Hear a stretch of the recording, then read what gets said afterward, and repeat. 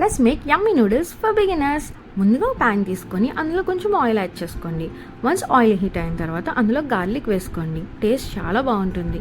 And దాని తర్వాత అందులో గ్రీన్ చిల్లీ వేసుకొని 1 నిమిషం సాటే చేసుకోండి.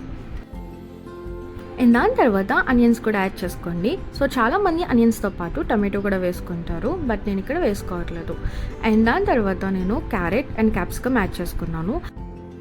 మీకు నచ్చిన వెజిటబుల్స్ని మీరు యాడ్ చేసుకొని టాస్ చేసుకోండి. వన్స్ ఇక్కడ క్యాప్సికమ్ అనేది కొంచెం సాఫ్ట్ అయిన తర్వాత అందులోనే కొంచెం salt, at the same time soya sauce, vinegar add చేసుకోండి. సో మేక్ ష్యూర్ అది బర్న్ అవ్వకుండా చూసుకోండి. ఒక 10 సెకండ్స్ సాటే చేసేసుకోండి. అండ్ దాని తర్వాత మీరు తీసుకున్న నూడిల్స్ క్వాంటిటీ ప్రకారంగా వాటర్ అనేది అడ్జస్ట్ చేసుకోండి. ఇక్కడ నేను 2 ప్యాకెట్స్ ఆఫ్ నూడిల్స్ తీసుకుంటున్నాను కాబట్టి దాని ప్రకారంగా వాటర్ అనేది వేసుకుంటున్నాను.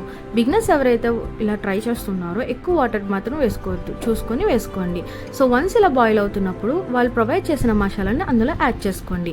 ఇది at the same time salt కూడా చెక్ చేసుకోండి. అండ్ మీరు స్పైసీలు ఎవరైతే కనుక మీ ఇంట్లో అవైలబిలిటీ బట్టి కారం కానీ, చిల్లీ ఆయిల్ కానీ, చిల్లీ ఫ్లేక్స్ కానీ మీ స్పైస్ తగ్గట్టుగా వేసుకోండి. నేను ఇక్కడ చిల్లీ ఫ్లేక్స్ వేసుకుంటున్నాను. ఇలా బాయిల్ అవుతున్నప్పుడే అందులో నూడిల్స్ ప్లేస్ చేసి పైన లిడ్ పెట్టి కవర్ చేయండి. ఒక 5 మినిట్స్ నీట్గా కుక్ చేసుకోండి. అంతే.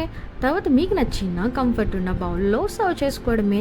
సో నా దగ్గర చీజ్ అవైలబుల్గా ఉంది కాబట్టి I topping with cheese and fried egg. And నాకు అనియన్స్ వేసుకొని తింటే చాలా ఇష్టం. సో నేను అనియన్స్తో గార్నిష్ చేసుకుంటున్నాను. అంతే, మన యమ్మీ నూడిల్స్ రెడీ అయిపోయినట్టే. సో ఇక్కడ నాకు చీజ్ ఫ్లేవర్ తగులుతూ లోపల క్రంచీగా అనియన్స్ తగులుతూ టేస్ట్ అదిరిపోయింది. సో మీకు ఎలా అనిపించింది రెసిపీ? చాలా సింపుల్ చేయడం. సో బిగినర్స్ ఎవరైనా ఉంటే చేసి మీకు ఎలా అనిపించిందో కింద కామెంట్ చేసేయండి. బాయ్.